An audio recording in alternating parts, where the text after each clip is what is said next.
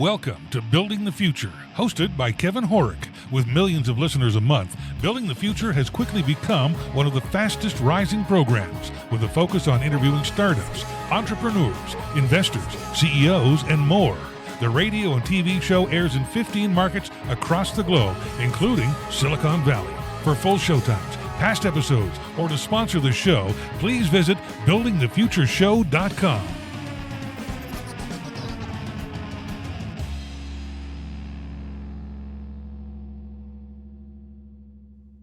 Welcome back to the show. Today we have Jeremy Almond. He's the CEO at PayStand. Jeremy, welcome to the show. What's up, Kevin, man? It's great to be on the show and talk to you and the listeners. Yeah, I'm excited to have you on the show. You have done a tremendous amount of stuff, but maybe before we dive into all that, let's get to know you a little bit better and start off with where you grew up. Yeah, man. So we'll talk a lot about tech, I think, but I'm the most unlikely person I feel like to have gotten in tech. Okay. So my background is my mother's side of the family originally came over from Mexico right before I was born.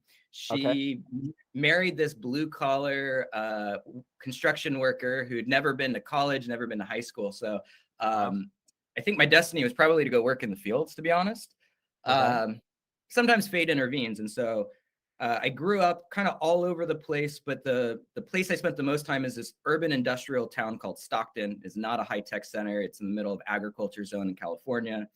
And so just by a stroke of luck, my life changed by getting involved in technology. But otherwise, I might be working in a factory or in a farm right now, not talking to you. Okay, so how did you get involved in tech? And let's talk about your education, because you went to university, and I'm curious to know what you took and why. Yeah. So I was, I think anybody who's got high ambitions, I was a bit of a troublemaker as a kid. And so a couple teachers took kindly on me and put me in these programs that kept me a little bit more busy. And so back in the 90s, it was less common, but I learned to program, which, now that's common, but it wasn't so much then. And I was very young when that happened. And so because of that, I got involved in hacking, and just kind of like a new world opened up for me. And so I got a scholarship to go to computer science program. And really what changed my life was I was looking at the time, this was in the late 90s, .com was a kind of going crazy. And so I wanted to work in tech, and I had some options. I was looking at going either the Cal or Stanford.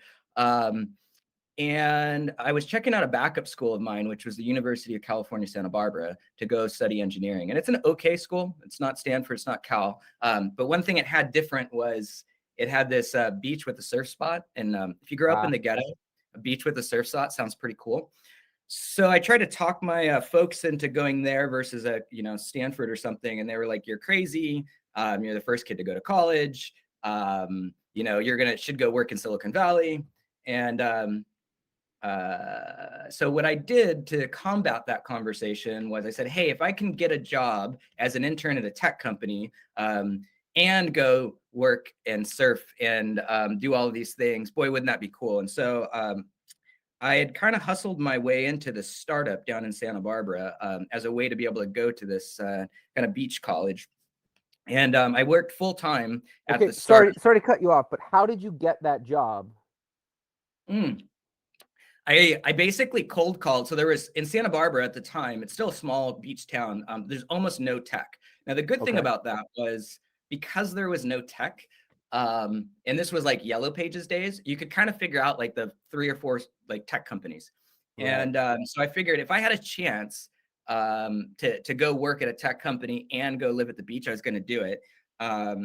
And so I just basically cold called them, figured out who worked where, and just kind of hustled my way in. And when I got the interview, I said, "Look, I'm a 16-year-old kid. I know next to nothing. I'm about to start engineering school. But here's the deal. I will go and I will sweep your floors. I'll go run wires. I'll do whatever it is that happens at these startups that nobody else wants to do." And so they took a chance on me, and it was a pretty small startup at the time. And my journey into tech ends up being that while I went to engineering school for 4 years, at the same time, I worked full time at the startup, and the startup grew phenomenally.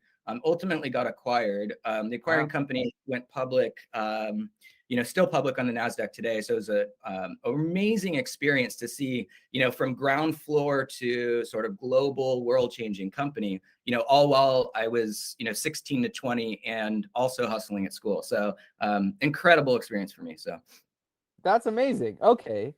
So walk us through getting out of school, getting your MBA and your career, maybe just some highlights along the way. Because like I said earlier, you've done a ton of stuff.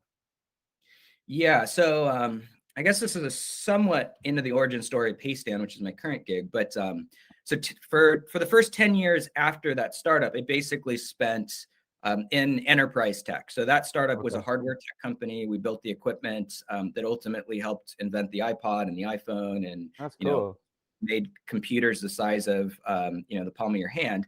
And so what I realized was I was spending a lot of time in enterprise. And so this enabling sort of software enabling infrastructure that's unsexy but becomes the core of our economy was very, very interesting to me. Sure. Anyway, so I'd done that for a fair bit of time and was really enjoying it. It took me out to New York. I got to see what a public companies look like. I got to consult for a bunch of sort of big financial service companies and a big ERP systems and e-commerce systems, all which was, sort of blowing up in the early 2000s. Anyways, fast forward to 2008, and I'm living out in New York at the time, and I get this call that you never want to get. Life had been very good to me. Like I said, my world has sort of shifted, but meanwhile, go back to my origin story, which is how my parents sort of were founded. And I think like any parents that are just good, hardworking, salt of the earth, folks, they have two American dreams. One of them is, to see their kid go off to do a little better than themselves and get education and all of these sorts of things. And the second is to buy, a home. And so for my parents, that was a, 20-year labor to buy an 800 square foot home. It was the culmination of their American dream. They worked super hard to get it. And it was, one bedroom in a closet in the middle of, not a great area, but, they just loved it. It was ownership and it was a chance for them to sort of be upwardly mobile. Anyways, they live in it for a bunch of years until 2008. 2008, my parents basically have some tragedy in the family. One of the family members passes away. It causes Sorry to hear that. Yeah, and it caused the safety net problem because people who live sort of paycheck by paycheck, they don't have long-term savings. And the culmination of this was my family was like one of the many millions of Americans who ended up losing their home during the financial crisis to really no fault of their own. And for me, what happened was a sort of, I'd almost call it like holy anger. I remember walking down Wall Street at the time because I was there. And there's this thing called Occupy Wall Street, which were, I remember that. A bunch of people were just frustrated at the system that, Wall Street got bailed out, Main Street didn't. It's the tale that's too old to tell, which is, the haves and the have-nots, and the have-nots get treated unfairly. And so I just remember seeing that and thinking, my parents were affected. A lot of people's lives were affected. I think at that time, we all felt like the financial system could be fundamentally better. And so I had this moment where I thought, boy, I could pick up one of these signs and throw rocks at the banks, which, a lot of people were doing at the time. Or I could do, which I was so lucky for the last 10 years to do, which is in tech, we get to have this amazing privilege, which is to imagine the world not as it is, but as it could be, and then go to make that happen.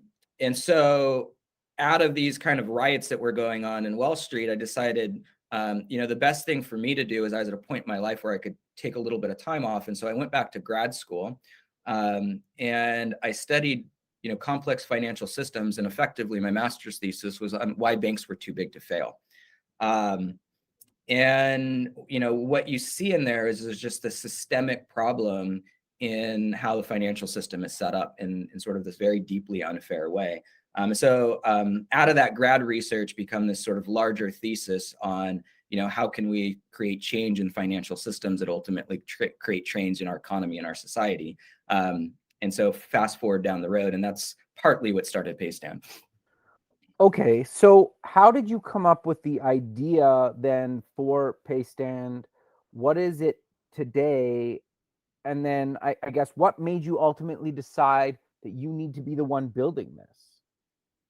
Yeah. I think when you start a company, building companies is very difficult. It's very rewarding, but it's very difficult. And if you're going to do something really with impact, you got to want to work on it for a long time, and I mean decades. And so it's got to be this thing that meets where your professional skills and your personal passions lie, so you'll run through walls. Right. And so if you think about it, for me, that first 10 years of working in, what I'd call enterprise software, sort of back-end enabling tech, was formative. And then this experience to me was also formative. And so out of that was this sort of thesis that, boy, the 2008 financial crisis was actually a commercial banking crisis, not a consumer banking crisis. Sort of the back-end banks that had failed. And so a lot of people were doing all this innovation, today in fintech and consumer banking and consumer financial services, but very few were actually touching the back-end stuff that the banks are made of. And so where I felt I was sort of uniquely called and enabled to do was to go, how can we democratize and ultimately decentralize the commercial side of the financial system, which is really what the foundation of our economy is. And so out of that was born this notion of PayStand, which PayStand's really goal is to change and transform B2B enterprise and commercial financial services to make them more fair and ultimately more democratic and better for our economy. What we do today, our core business, is we are a B2B payment network. So you can sort of, simple way to think of us is you can imagine what Venmo does between consumers, making, sort of money movement, in the 21st century, delightful, magic, easy, and kind of rethink how money is done. Money is just software. We do the same for complicated commercial transactions between large companies, large enterprises, large systems, where massive amounts of money move, but they move in these old school ways where power accumulates. And so what we do is basically unlock that money. Money becomes software. And when we do, we create this sort of radically new kind of business. So we're best known today as the largest B2B blockchain enabled technology company in the world. That's kind of a new decentralized technology that's changing how financial services work. And then we also radically changed the business model of payments. Problem with a lot of payments today is the business model of banks and payments in general are fee-based. So every time money moves and exchanges hands, some bank or some kind of financial system like Visa and MasterCard, they have their hand in the cookie jar. They take some toll charge. And this ends up being punitive to the companies and ultimately to society. And so what we do is we change that around and we say, instead of taking fees altogether, we're basically going to create a free network anybody can use. And then we're just going to create a business that basically creates great software that helps the companies get their money better, cheaper, faster, and more efficiently. And so that helps the business become more competitive, which is who the customer we serve, but it ultimately creates the financial system to be more open and fair, which is really what our mission is about. Okay, so let's unpack that a bit. So how do you monetize the platform on your end then? Yeah, so if you think a core thesis is money is now software, which is this interesting idea, how does software get charged in the regular world? Most companies pay for it through something called SaaS, software as a service. And what that does is it incentivizes companies basically to build better software, right? So if I build better software, if I'm Salesforce or I'm Oracle, the businesses that I serve, the better the software I am, the more it helps their business, the more they're going to pay. And so in our case, we do the same thing. So instead of charging a fee and instead of sort of being punitive to a company's success, what we do is just say, hey, we charge a flat amount, which is just for us to create great software. And the better software we create, the more value it creates for you as a company. And that flat fee, allows the company to scale. without sort of charging them. The more they scale, the more they're basically going to get sort of punitively hit. And so what that ends up being for the customer is a bunch of bottom line savings, because today, if the customer was not using us and using standard, I don't know, Visa or MasterCard or federal system, they might be spending millions and millions of dollars in fees just to collect their revenue. Sure. And so instead, what we do is we give them all that money back. And so for them, that means that they can reinvest that into, hiring more people, helping the company be more successful. And we think that that's actually great for the bottom line of the economy. And so we like to think we make companies more competitive and ultimately more successful by doing this different business model. Fascinating. Okay. So what size of a company is ideal to use PayStand, I guess, is probably a good place to start. Yeah. So our core product is on what we call the receivable side, which is to help companies collect their money. Okay. So all of the billing and collection and money movement process, those are generally mid-size and enterprise companies. So think, at the low end, you might be 100 employees up to 10,000 employees. And the reason why is because the more money you're collecting, right, it becomes incumbent. If you can get your money faster, time is money. If you can kind of automate the process, which is one of the things we do, that means a company's more efficient. And as a company scales, that becomes more important. And then those fees really start stacking up. So Visa and MasterCard generally charge 3%, basically on all their fees.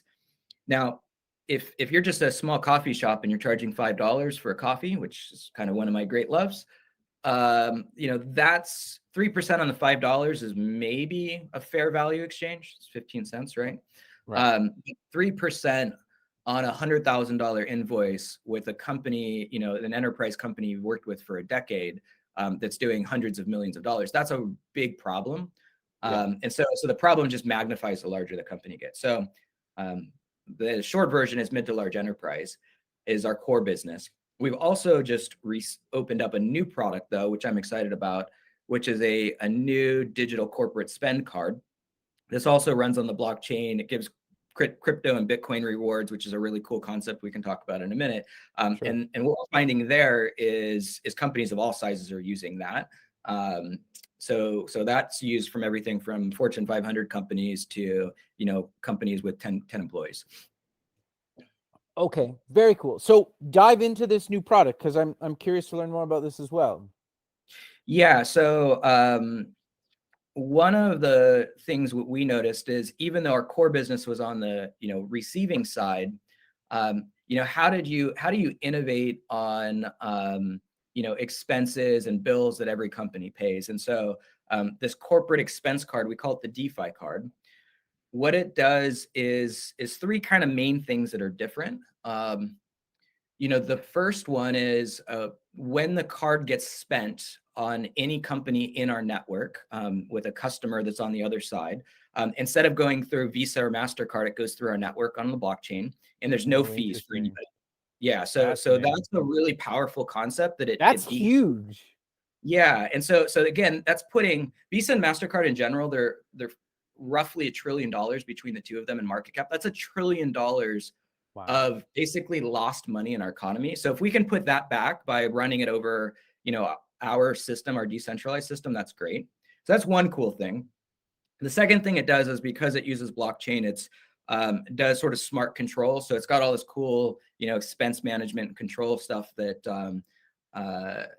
companies would expect, so that they can have all their employees use it, and they can, determine how it gets used and what it gets used on. So it's this sort of next gen topic. And then the third one, which I guess is what we're probably most known for with this new product, a lot of news covered this, is the reward points are based natively in Bitcoin. And why that's interesting or important is, when I have a corporate card, let's say it's an American Express card, and I get my points, the problem is those points are kind of very opaque. So, you can't just easily exchange them for, I don't know, my United Airlines points or my Starbucks points or whatever. They're kind of locked in, for one. And then they're inflationary, meaning over time, those points become less usable. And so they're kind of this thing that they're supposed to be a benefit, but they're really just a lock-in. And so in our case, what we do is the card is spent in just regular dollars. It operates just like a normal credit card, a corporate card, but your points come back in this open, decentralized, and deflationary system where your points actually increase in value. And then they can be used anywhere, because what we see in the crypto side of the world is things like Bitcoin can be exchanged for everything from travel to rewards. It's not a closed garden, it's an open garden. And it's part of the way we think financial services will sort of evolve. And so it's an easy way at the end of the day for a corporation to get involved in, dip their toe into these next gen financial products like crypto, but just operate like they normally would as a business. So they're just spending like they normally would, saving on all those fees, having really awesome next gen expense management capabilities. And then they get to just exchange and learn about crypto for effectively free. Fascinating. Okay. So how does, well, I guess, can people use PayStand obviously in America, but can they use it outside of America as well? Or how does that kind of work? Yeah, so our core business today is in the US, but because we service large companies, those are global companies. So it's not uncommon for us to have, a US national domiciled company, but have many subsidiaries in Europe or Canada or Latin America. And so we generally service companies over those contexts. We're really, really excited about cross-border. We haven't have anything to announce yet, but it's an area you can kind of watch where our business evolves, because if you look today in the US and generally mature markets in general, financial services is in one case broken, but on the other case, it's relatively mature. But in other parts of the world, financial services is not only broken, but they basically don't exist. So the fact that businesses are highly underbanked in everywhere from Latin America to Africa to parts of Asia, and yet we live in a global world where they're all part of the supply chain. This is where we're particularly excited about things like blockchain and decentralized finance, because it's a great enabler for that. It sort of opens up and democratizes the economic systems and the concept of money to the whole world. Totally. No, that's actually really fascinating, because just like I live in Canada myself, and just doing work for American companies sometimes and getting paid can take months, really, sometimes, just because of how I know you can, just based on how things, just moving money across borders it sounds so simple, but it's actually really challenging, like you just mentioned.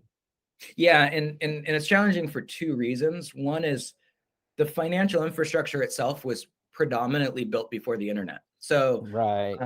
both in the US and in Canada and in most places. And so, that's kind of duct tape and baling wire plumbing. And so in general, the infrastructure itself is not caught up, which is Right. crazy even in 2022. And then so you have a systemic problem there. And then you also have a systemic problem again around the business model, because all of the folks that are in the value chain, when you move money across the borders, again, they're all incentivized to put their hand in the cookie jar.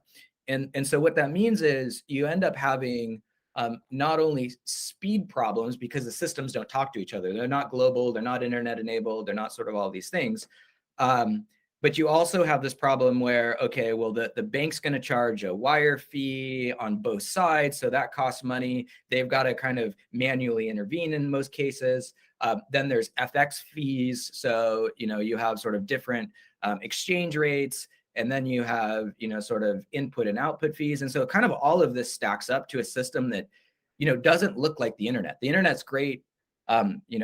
Promise was it was this democratizing force, so we could send email or write a tweet to anyone in the world for free, because it's all just dematerialized into software. That is not how financial services work. And when you look at it across the borders, that hole becomes even glaringly larger. So No, that makes a lot of sense. So I think it makes sense to probably cover, as somebody that owns crypto, I think it makes sense to just say that before I ask my question. Is blockchain and crypto get lumped, in my opinion, as the same thing to a lot of people. I know they're not, but and if you've read any news on crypto in the last couple years, it's been a lot of kind of doom and gloom, and that it's just like it's nothing or whatever, right? And like I said, Yeah. I own some, so I don't really believe what I've been reading, but I think it makes sense for you to cover what is like how do these companies leverage the blockchain and put trust in the blockchain as well as crypto going forward, because it's not getting great publicity right now, both things I would say. Yeah, I agree. I think the context I have is as someone who grew up right at the commercialization of the internet. Right. It it's actually really exciting because it feels the same way. So, when I entered undergrad as an engineer, you didn't quite know what the internet was going to be, but you certainly knew it was going to be something. It was a heck of a Sure. lot controversial at the time. And so, I've been in the blockchain, Bitcoin, crypto ecosystem for over a decade now. And it's very, very similar to how this stuff felt in the internet in the 90s, which is super, super exciting, but you have to kind of separate out the signal from the noise. And there's a lot of noise. So here's a couple thoughts. Things like digital assets are here to stay, and they will change financial services. I can talk about why, sort of Bitcoin as a store of value is a very, very interesting concept. Now seeing it, 12 years in. Sure. But think of that as kind of like the internet. I spend my my day job on the business side of the house and talking to fairly conservative enterprise companies. And the way I talk to them about blockchain, which is the enabling infrastructure under some of these new financial products, the way you can think about blockchain is the new cloud. And Interesting. what enterprises understand is, when the internet became a consumer revolution in the 90s, a lot of businesses tried to figure out, well, how do I engage in that? And what happened was, in the late 90s and the 2000s, a couple of really innovative companies like Salesforce and Oracle NetSuite said, hey, the way you can think about the internet for you as a business is its enabling infrastructure. And so they said there was a CRM software, but you'd have it on premise, and you have to buy the box software, and you'd have to, maintain it and all of these things. Or we can deliver it over the internet, and it can be basically better, cheaper, faster software for you. That's what you care about as a company, and that means your business is ultimately more efficient. And at the time, for folks, cloud was kind of this ominous thing. And in the 2000s, a lot of folks, there was all this conversation around, will companies, put their data in the cloud? Will companies trust the cloud? All of this stuff. Now, we know 20 years later, like the cloud is so table stakes, like there's no software that's not cloud. Like literally all software in the business context is SaaS software in the cloud. And so it took, a decade and a half, but it's now like the foregone conclusion. What I would say is blockchain, which is enabling technology that changes how we think about moving financial services and moving data around, is a very, very similar evolution, where today it feels like, will companies put their information on it? How will it get used? And what I would say is the technology innovation is real. It's world changing. It's never been invented before, 20 years ago. And it does enable us to think about creating better, cheaper, faster, more efficient things, particularly in financial services. That's its first main use case. But in other areas as well, from supply chain to insurance to education to all of these amazing things. And so the best companies today bet on cloud 15 years ago. And they're now the leaders of their space. And so what I'd say is, for you as a company, you want to think about, invest in, and bet on in early ways blockchain today, because blockchain will be the new cloud, and it will be the new commodity in a decade from now. Oh, I think that's really good advice. The other thing that I think we should touch on quickly as well is, how does Web3 play into this? And in talking to some of these big and large enterprises, how are they adopting or thinking about Web3? And maybe just before you answer that, what is Web3 to you, I guess, and what does that mean for the listener? they don't know what it is? Yeah. Web3 means a lot of things to a lot of people. What I would say is Web3 almost goes back to the full realization of what we wanted Web1 to be. And so the promise of the internet was a completely open internet. And, open beats closed. And, back in the 90s, there was things like AOL and CompuServe, these walled gardens of what you might consider as mini internets, but the open internet beat them. What happened in Web 2 was to create great user experiences. We ended up centralizing a lot of the internet. So whether that's on social media, whether that's in big companies, and they became these sort of walled gardens again. Web 3 is this notion which is enabled through blockchain, where how do we decentralize and open up a lot of what we know the web to be? So whether that's everything from communication to social media to protocols on how businesses operate, Web 3 is a new way for us to be able to interoperate in an open kind of way. And that's really exciting because it will change how industries operate. We know of privacy concerns today. We know of concerns around, kicking people off platforms.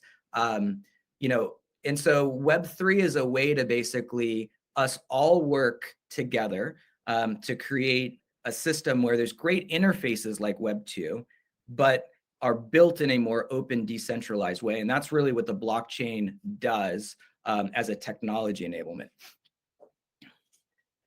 No, yeah, interesting. So I'm curious then, what about, does the metaverse play into any of the stuff that you or any of the big enterprises that you deal with, are they thinking about that yet, or is it still too kind of early for them? Well, I'll give you an example of how Web3, which has a lot of hype, right? Just like Web1 had a lot of hype. Sure. There's a kernel of interesting things. So NFTs are an example of something that's got a lot of hype. And now, there's been a shakedown in the market, as it should. But let me give you an example of why Web3 NFTs are interesting. So there's an economic component to an NFT that I think gets missed. Like, people think about it as just a JPEG that people spend a lot of money around, as some ape that you put on your profile. One of the big things when I talk about more interoperability is, how do you transfer ownership but still participate in an economy? So, maybe the example would be in the 50s or 60s when Marvel Comics started. It was a very niche thing, right? And if you had a comic book, you might be this great Spider-Man lover, but maybe only a handful of people love Spider-Man, but you wanted to really, really tell people about Spider-Man. And so, everywhere you went, you said, hey, I love Spider-Man, and I've got the first Spider-Man comic, and I'm going to trade it for you. After you trade that first Spider-Man comic, it's kind of left your hands. And while you could be an evangelist, you've no longer participated sort of in the evangelism at the economic level. And so now we know, Disney is this giant juggernaut that's bought Marvel, and Spider-Man is this, sort of huge cultural icon, and it's clearly worth a lot of money. What would happen if those first evangelists were able to participate in the economic value creation after they traded that first comic? So that comic then now exchanges hands 100 times. You still talk about how cool Spider-Man was. You're participating in the economic outcome of the tribe of interest that you care about. Okay. So Sure. that kind of thing does not exist before NFTs. NFTs are a way for us to have shared interests, shared values with an economic sort of engine behind it that has more participatory. Now, that hasn't been fully explored yet in deep levels, but folks like NBA are doing it with Top Shots, around trading cards and things like that. Other brands are using it.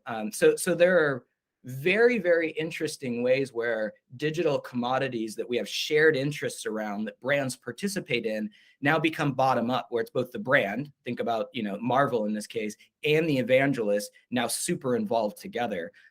That's an area where Web3, again, is sort of a playing field leveler, because it allows, instead of companies being all top down, the economies to be actually built bottoms up, which is really, really interesting. It's never happened in history.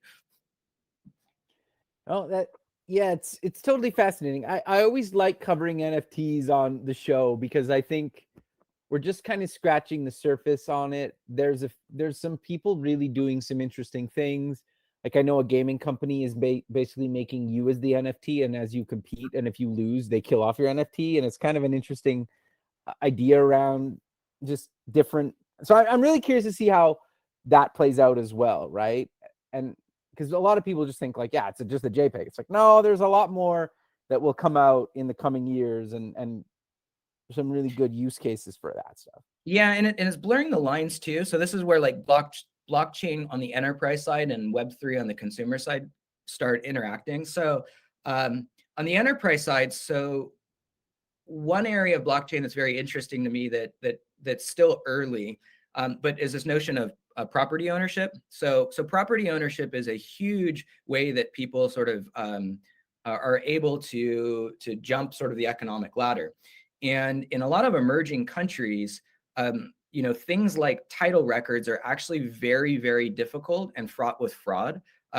So you actually might not know who owns what. And then if there's sort of regime change, your sort of ownership records can completely get wiped out. And, there's all kinds of sort of bad things that happen in these systems because they're not digital, they're not kind of connected to your identity. And so they're just really, really fraught with problems. Blockchain, because it has a sort of immutable record that cannot be changed, it's this sort of assertion forever. It is a really, really good use case for, hey, property, land, title ownership, and records around that. And so in emerging markets, I think, there's a lot of really interesting work being done around it. So that's on the enterprise side. On the consumer side, a friend of mine is running a gaming company where, it's this big open world and it's a space company and you can basically get, land in Mars and places like that. That's cool. And so on the consumer side with Web3, you're buying an NFT, which is a piece of the digital version of Mars in that game. And you're actually buying land ownership there. And so the NFT is your representation of that land ownership. And wherever you go across the open world, you always have it. And so the consumer side is using an NFT for that case, is for digital land ownership in this game, right? And then the enterprise side is using the blockchain as this sort of stamping record with the government of actual ownership you have. Again, those are two areas where both the digital world, you might call the meta world, and the actual world can intersect.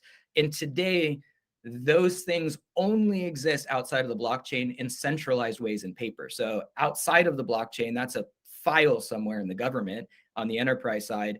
And then outside of Web3, that would be some database entry that some, video game company owns forever and could change, right? So in both cases, the blockchain is kind of rethinking that. So the ownership you have, whether physical or digital, is sort of impermanable. Fascinating. No, interesting. So I want to circle back to PayStand again, as we're kind of coming to the end of the show.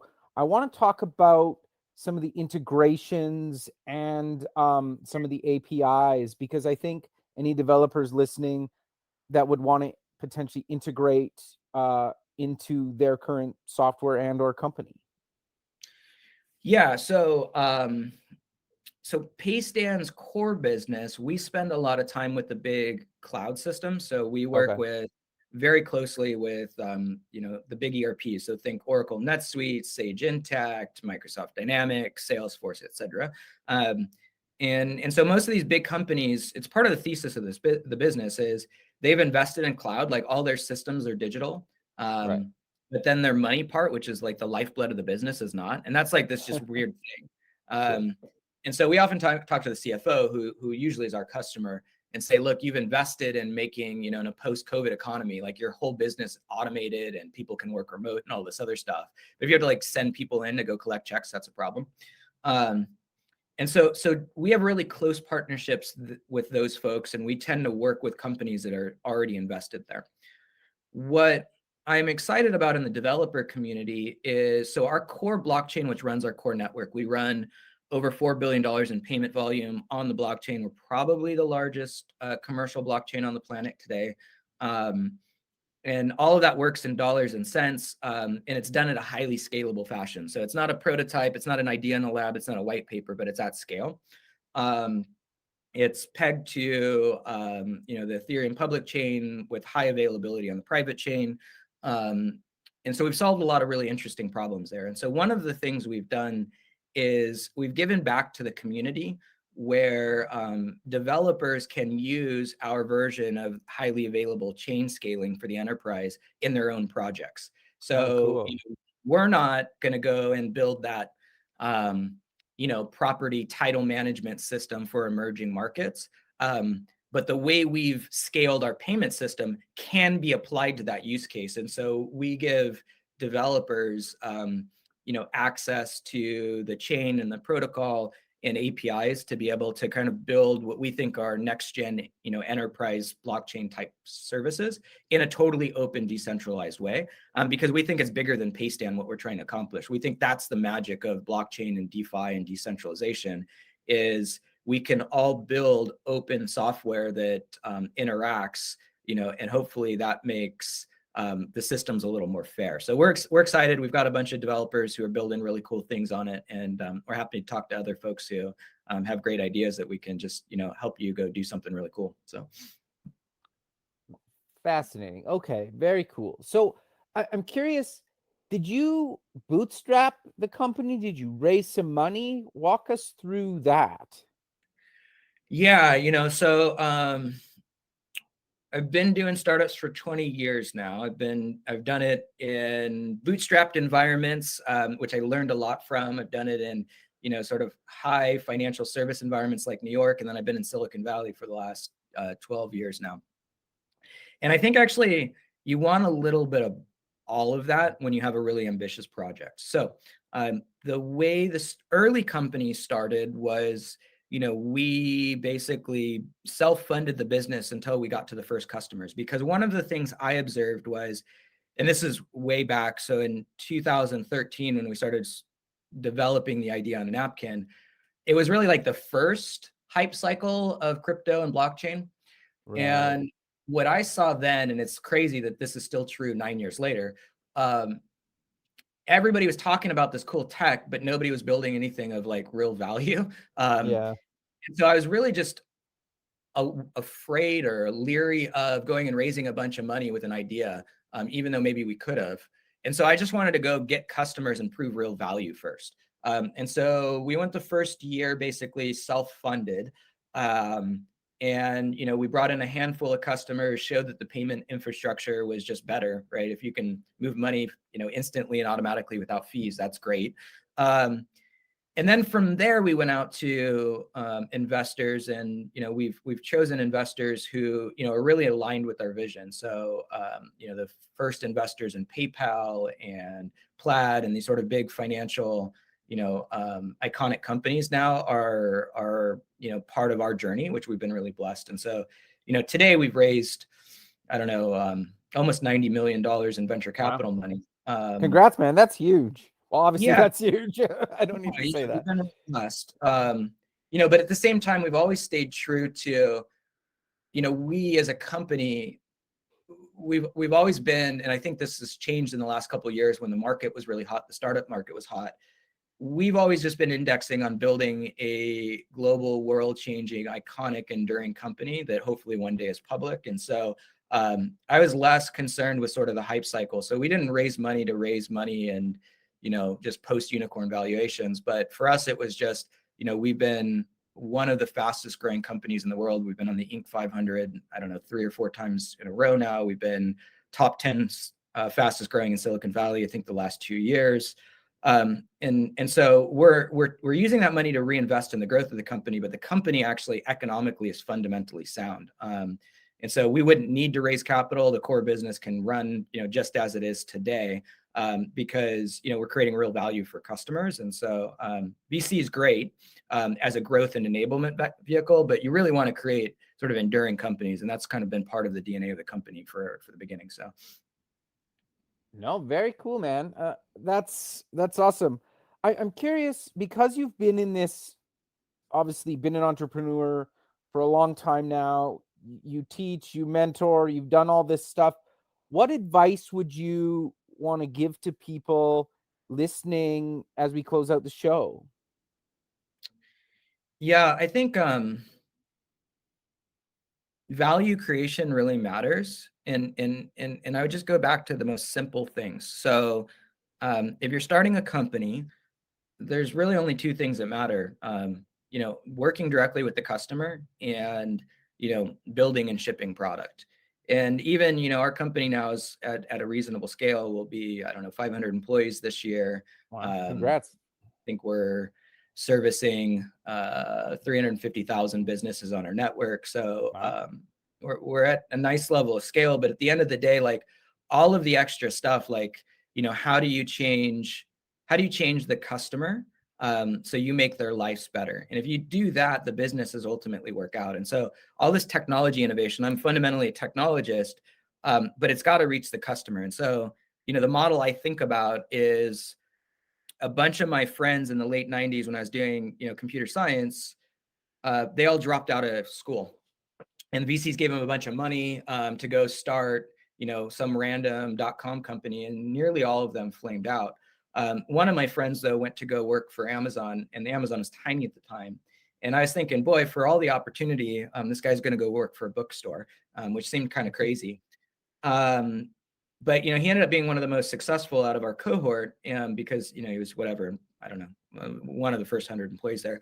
And what I realized was, to get to your vision, you really have to succeed at one thing really well first to prove value. So Amazon had to first prove, before all this conquering e-commerce, they just had to prove that the bookstore online was better, cheaper, and more efficient than, shipping books everywhere physically at Barnes and Noble or whatever. And they did that really, really well. So for all the internet hype, they had to do that really, really well.